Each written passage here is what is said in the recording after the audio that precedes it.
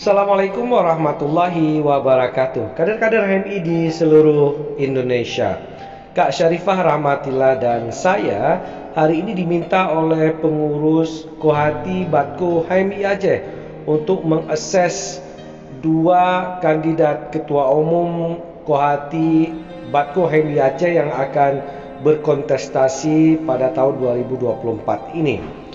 Yang pertama adalah Imilda Rizky, kader HMI cabang Lusmawe dan Aceh Utara, dan satu lagi adalah Widya Anggraini, kader HMI cabang Kuta Cane. Kami bertugas menguji visi dan misi serta memberikan sejumlah penajaman terhadap ide-ide mereka seandainya terpilih menjadi ketua umum Kohati Batko HMI Aceh. Selamat dan sukses untuk Kohati Aceh. Siapa sosok perempuan tauladan yang memberikan nilai hal-hal yang inspiratif ya terhadap perjuangan kemajuan kaum perempuan? Sosok perempuan inspiratif bagi saya itu yang paling utama itu adalah diri saya sendiri. Ada hal yang memang tidak saya jumpai di orang lain. Menurut orang, dia tidak mempunyai kekuatan apapun, kepintaran apapun, bahkan tidak mempunyai titel. Ada hal yang memang di luar dari nalar orang lain, tetapi beliau bisa mengusahakannya. Beliau mampu dan beliau udah termasuk berhasil bagi saya. Dan gak semua perempuan itu memiliki titel, tidak semua perempuan itu memiliki peran penting di pemerintahan, tetapi banyak sosok perempuan yang melahirkan atau bisa mewujudkan banyak perempuan-perempuan lainnya untuk menjadi petinggi-petinggi seperti yang mungkin belum mereka dapati di diri mereka sendiri. Yang pertama itu Cut Nyak Dien, karena beliau itu memperjuangkan hak-hak perempuan seperti kepemimpinan perempuan, hak-hak harga diri perempuan. Nah, kalau untuk pahlawan nasional yang lainnya, sosok Kartini, nah yang mana memang pada saat itu kan keperempuanan pada saat itu memang betul-betul kayak ditindas betul kayak gitu kan, misalnya perempuan itu harus di bawah laki-laki. Nah sedangkan hari ini kan kemerdekaan perempuan itu ada. Terus selanjutnya apa isu terbesar atau tantangan terberat yang sedang dihadapi oleh Kohati di Aceh saat ini? Pertama, masih kurangnya melibatkan perkaderan yang melibatkan digitalisasi. Dunia perkaderan itu semakin tertinggal ketika kita mengabaikan atau kurang upgrade hal-hal yang memang sesuai dengan perkembangan zaman. Jadi ada beberapa kali mengelola forum dan mengamati bahwasanya perkaderan Kohati itu udah semakin tertinggal. Jadi banyak Kohati itu yang kurang melek terhadap digitalisasi. Tantangan utama Kohati di Aceh. Nah yang pertama kesulitan Kohati itu sudah mulai mudah. Nah itu tantangan bagi saya sih untuk mewujudkan Kohati Aceh ini yang solid sesuai dengan misi saya. Yang pertama, meningkatkan kesulitan hingga kokoh Kohati Aceh hingga kokoh di internal maupun eksternal. Nah misalnya kayak antara cabang dan Kohati itu udah nggak sefrekuensi lagi, sejalan lagi, banyak intervensi dari cabang sendiri. Oke, terus apa saja sih kekuatan yang dimiliki saat ini oleh Kohati di Aceh? Yang pertama, Kohati itu adalah organisasi perempuan yang memang banyak diketahui orang, ya kan, banyak mempunyai kader-kader yang memang inspiratif, ataupun banyak kader-kader atau alumni-alumninya yang berpengaruh terhadap Kohati itu sendiri. Mungkin kekuatannya di situ, dan ada banyak hal yang bisa Kohati itu dapat dari semua alumni Kohati yang berada di peran-peran penting di pemerintahan. Sebenarnya itu menjadi salah satu kekuatan Kohati ini mau maju ke arah mana, ke arah bidang mana. Mereka itu punya panutan-panutan yang memang sudah berada di pemerintahan gitu.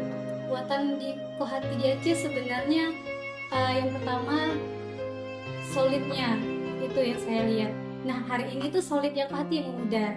Nah memang itu yang tantangan saya, PR saya harus menguatkan kesolidan Kohati, karena kan dari dulu tuh Kohati Aceh tuh sudah solid di Nenda. Nah cuman kekuatan Kohati ini bisa merangkul cabang-cabang lain juga dan bisa berkolaborasi juga sama cabang-cabang yang ada di luar.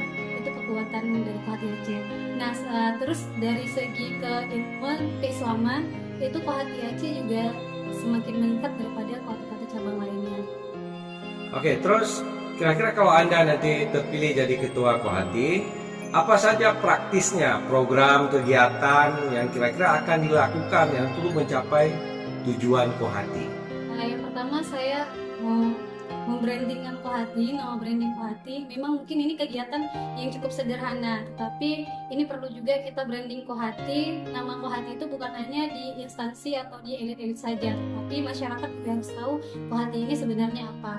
Dengan cara yang pertama itu saya ingin membuat semacam stiker, dan itu akan disebarluaskan kepada masyarakat juga. Setidaknya nama Kohati ini dikenal, dan Kohati ini juga bisa nampak di setiap kampung per kampung kayak gitu maupun di kota. Yang kedua, saya akan melakukan kegiatan-kegiatan yang memang kegiatan ini harus berkolaborasi dengan bidang-bidang perempuan dan civil society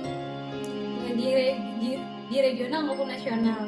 Nah, terus yang ketiga, mungkin saya akan melanjutkan kegiatan-kegiatan yang dari Batku hari ini, yaitu SAT, Sustainable Advocacy. Karena jujur saya itu terinspirasi dari kegiatan yang dilakukan oleh Kak Melati juga, karena beliau juga sudah membuat kegiatan yang sangat besar, dan itu kegiatan awal di seluruh cabang yang ada di Indonesia juga. Nanti saya akan menambahkan kurikulum yang lainnya. Kegiatannya itu lebih peka terhadap situasi hari ini.